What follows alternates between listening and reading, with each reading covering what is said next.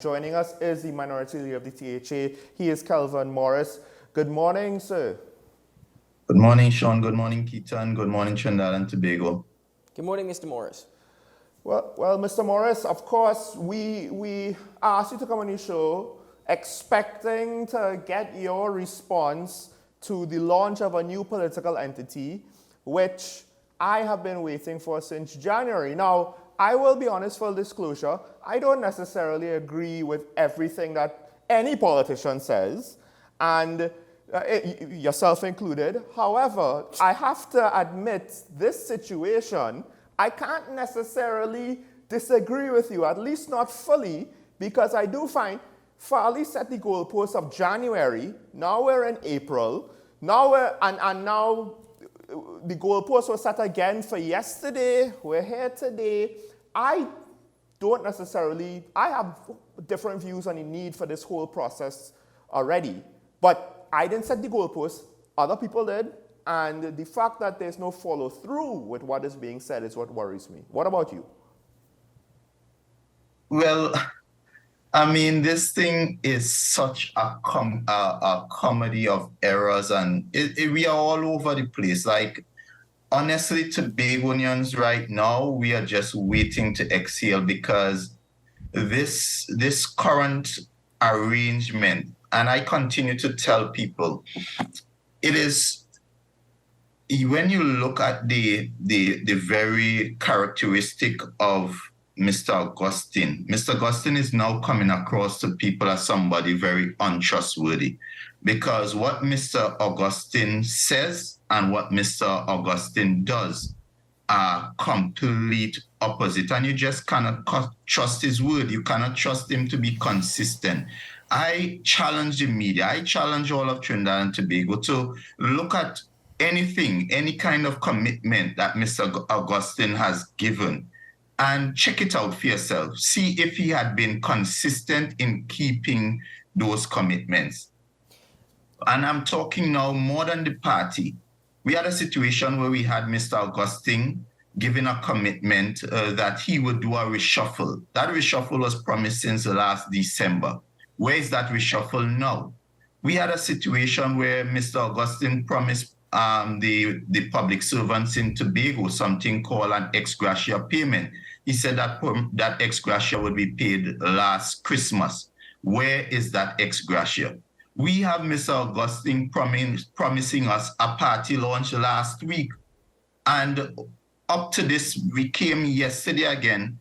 And up to now, we are none the wiser as to what this party is. I mean, all we have a name, but whether they name it Farley Saltfish Party or the Tobago People Party, regardless of whatever he pours over that, what it is really a situation of a desperate leader trying to hold on to power by any means necessary. And I agree with Dr. Vanos James when he says, how could someone claim to have a democratic party but try to hold on to an undemocratic government? And it's just, it really is confusing. We are confused in Tobago. Well, Mr. Morris, I'm surprised to see that you agree with Mr. James. I wonder if you might have said that about 2 years ago.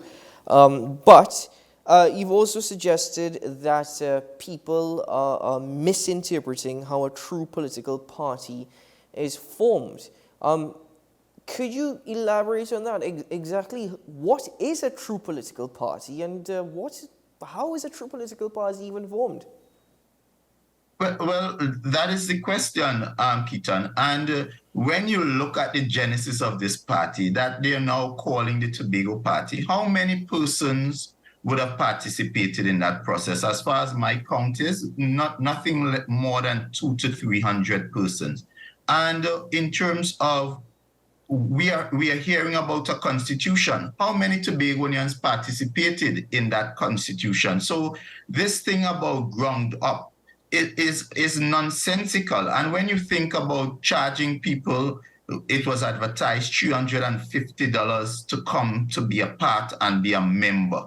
How many Tobagonians right now could afford $350 to purchase party membership? Because we have a situation in Tobago where we are at comatose. The Tobago economy is completely dead. And you speak to anyone across the length and breadth of Tobago, Farley and his band of jokers, joyriders, they have crushed Tobago. Just last night, we had a situation where you have our university students studying abroad. They are now on the verge of being kicked out because Farley and they have not prioritized paying these students tuition. Instead, they prefer. So you have a situation where you have students in Jamaica. Farley could find money for 14 persons to fly over to Jamaica to learn how to build houses and to go and sign an MOU. But you can't find money to pay for the students. And this is the thing, Tobagoans are completely fed up. And we are at the point where it just simply requires for Farley, if he's forming his party, all well and good. We are all for democracy. But Form Mr. your party, Mr. but Morris, let's come back to the polls. you keep alluding to Farley's party. Is this really Farley's party, or is it a party of executives within the Tobago House of Assembly who've gone without a name or a symbol? You focused a lot on Farley Augustine, but what about the other executive members? Keaton, it has always been about Farley. Check it out. Farley is, that's why I call it the Saltfish party, because it's Farley being in everything. Farley is this de facto Secretary of Tourism. Farley's jetting off to all the different trade shows for tourism. Farley's the de facto Secretary of Settlements. Farley's jetting off to go and sign MOU on behalf of the Division of Settlements. I surprised the one division that Farley should be paying attention to, he is not. In fact, just recently, we had a situation where he sent his deputy to go to an IMF conference, and he's the Secretary of Finance. But this has always been about Farley. And the others are holding on to Farley for power. These people by themselves, they have no identity. In fact, when they had the campaign was simply telling people that Farley will be chief secretary. And in this dispensation, all they are telling people is that Farley will be the leader and believe that Tobagonians will somehow buy into that nonsense.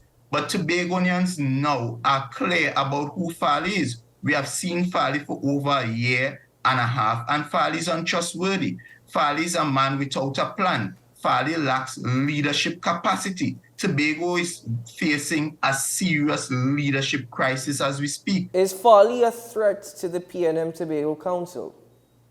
Pardon me? Is Farley Augustine a threat to the PNM Tobago Council? Absolutely not. Farley is a threat to the people of Tobago because at this point, Tobago is completely being emasculated by the incompetence of Farley and those persons holding on to Farley's trousers. Now, Mr. Morris, so one thing, because I've said this before, so just so I could be upfront, I disagree with the point that the whole resignation from the PDP, I disagree that was an issue, just based off how the THA Act is structured. However, so I disagree with Dr. Van Stream's statements that you made earlier, but I do agree with Dr. Van Stream's statements where he said that this whole process to make a party is taken away from the actual business of running the government, the THA, the administration for Tobago. And you pointed out the cabinet reshuffle that was supposed to take place, that we're also waiting on that. And it seems as though the party launch has superseded that. And we're not even getting to any sort of result with that.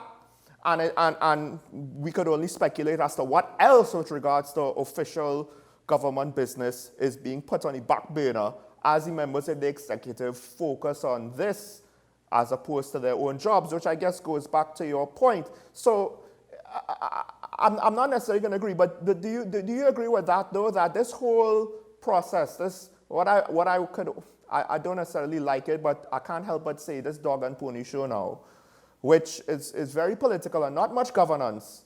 Do you think that this is, the longer this goes on, the worse this just is going to look for the executives? I sort of missed a couple of what you said there, Sean.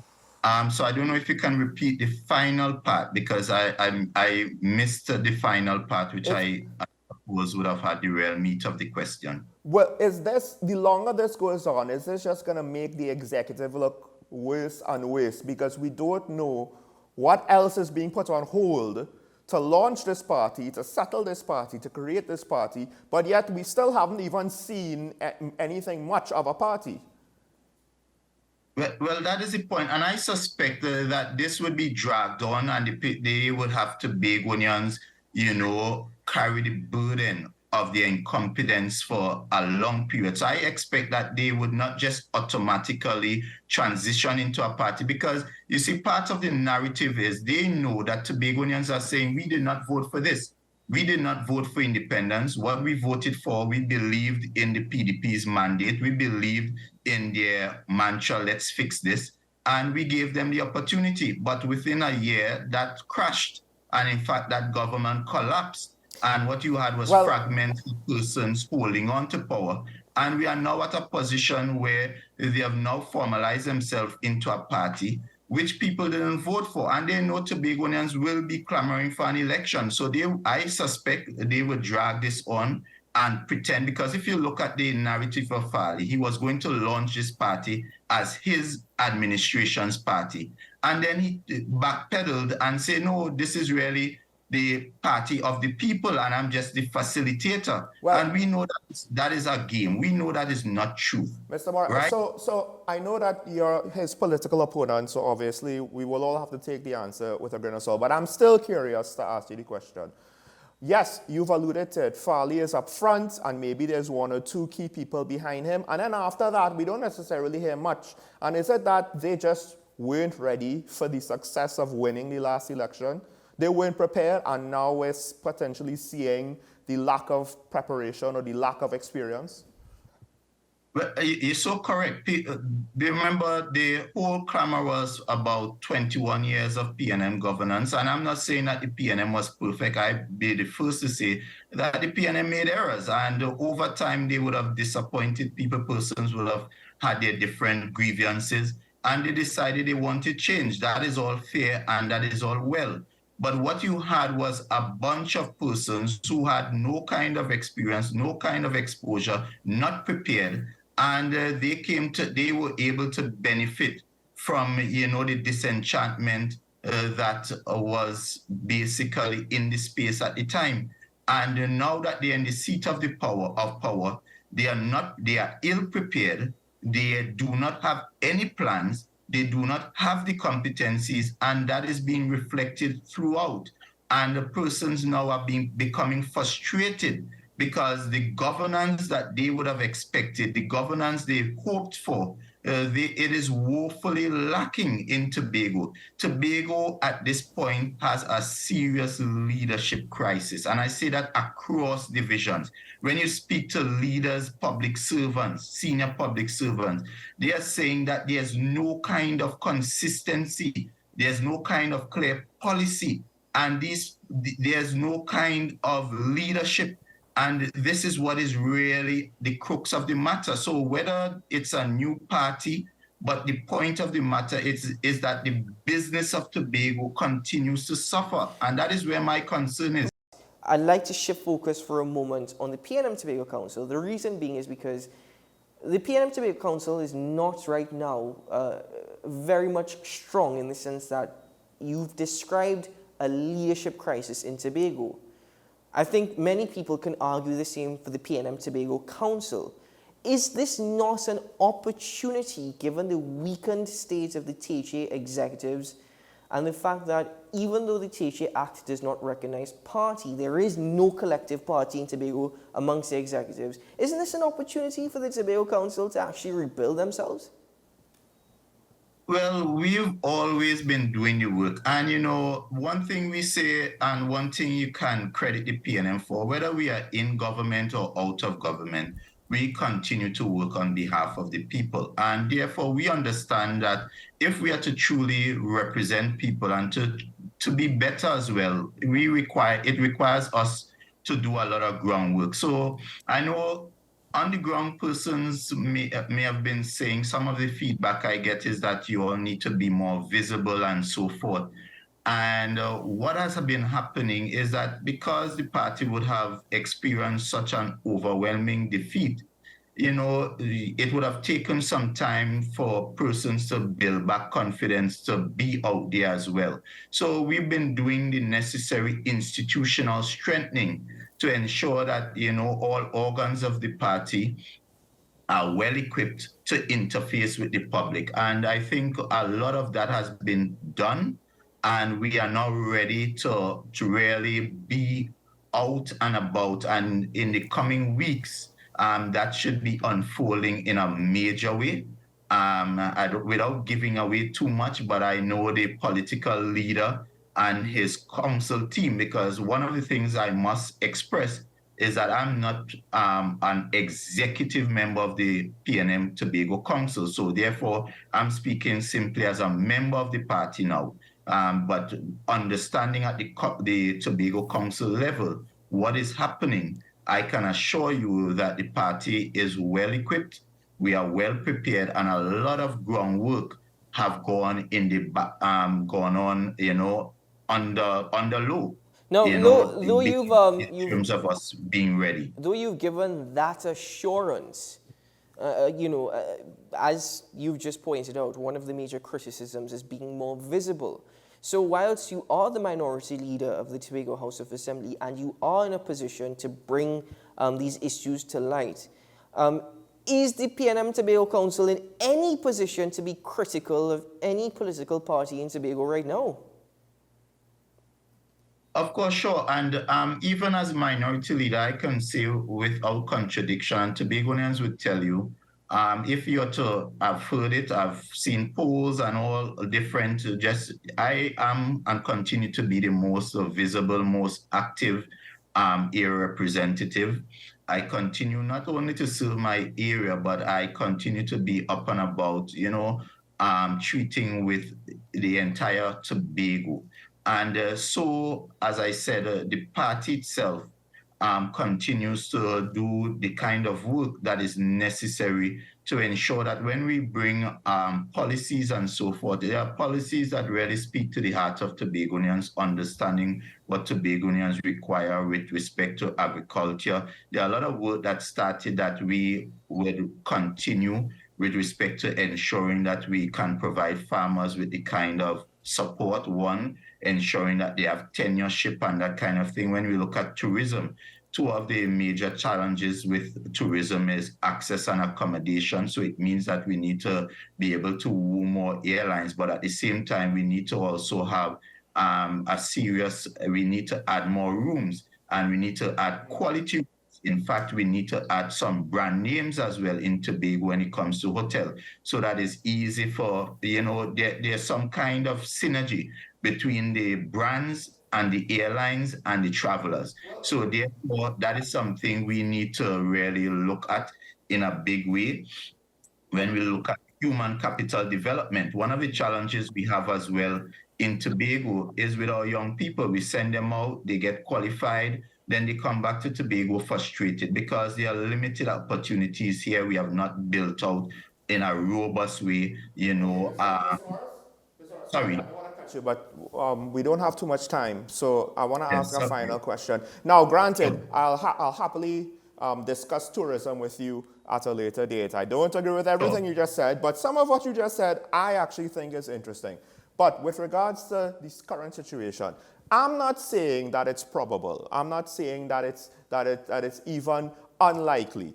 It's just not impossible, given that all that we've seen in a short year, that something might happen to the executive, and we might face an election for the THA sooner rather than expected. Now, the PNM just had one of the worst defeats in an election in TNT a little over a year ago. Is the PNM ready in case something like that comes up sooner rather than later? Because the irony is, the more successful you are here with this message, the more likely that might be. But if the PNM is not ready, then it'll be all for naught. We'll just erode the situation. Is the PNM getting ready for that soon? I can give you that assurance that the PNM is ready. As I said, over the last year, the PNM would have been doing a lot of groundwork quietly In fact, in terms of policy, there are a number of committees that have been set up and been working. And so I have no doubt whether the election is today or next 2 years or so, the PNM is prepared, the PNM is ready, and the PNM have persons with the capacity to be able to take the wheel from day one and run with the governance of Tobago. So I can give the people of Tobago, the people of Trinidad and Tobago, that the PNM has learned lessons, and the PNM would have really prepared itself to be able to treat with the business of Tobago and Tobago people going forward. Mr. Morris, my final question to you, and I have to tell you, I enjoyed our conversation last week about bringing back the Tobagoness to society. You know, and I must say, I've enjoyed this conversation this morning, and thank you for making yourself available. You know, it's not always easy to get individuals who make themselves always willing and available to have the discussion. My final question to you is, and I've raised the issue of the PNM Tobago Council because I think it is an opportunity for them, and I think you've also pointed out it is an opportunity indeed. But tying it back to something you said earlier with respect to a party for the people of Tobago, is the PNM Tobago Council, and understand where I'm going with this question, is the PNM Tobago Council really a party for the people of Tobago, or just an arm of the PNM that is in Trinidad and that is in Trinidad and really mostly focuses on Trinidad? Well, the PNM Tobago Council was formed in 1998, and it was formed for a specific purpose, to give to Tobago PNM the autonomy to function as we envisage Trinidad and Tobago to function, and that is it. That is that whereas we have the country Trinidad and Tobago within that national state, we have Tobago having its autonomy, meaning its complete authority to control its affairs. And that is how it is in Tobago with respect to the PNM. The Tobago Council has its own leader, its own executive, and in fact, it makes decisions in accordance with what is best for the organization here in Tobago. Of course, we guided by the overall philosophy, just as Trinidad and Tobago, we're guided by the overall constitution. But what we envisage as a PNM leading the way is that eventually Tobago, like the PNM, would have its own autonomy, and Tobago, like the PNM, will be able to make decisions, make laws, and even tweak, certain aspects of the constitution to its benefit. And therefore, in terms of the PNM Tobago, yes, we have the kind of autonomy to be able to be a truly Tobago-focused and Tobago-based party. In fact, when you look at the policies of the PNM over the last 20 years, it has really been about building Tobagonians, and so that would continue. Mr. Morris, it's been a pleasure. Thank you once more for joining us on Talking Points, and for what I will always say is an insightful and a necessary conversation. All the very best to you, sir. Keep well and continue working on that Tobago-ness. That was a very good topic. Thank you. Take care, guys. All the best. Thank you, Mr. Morris.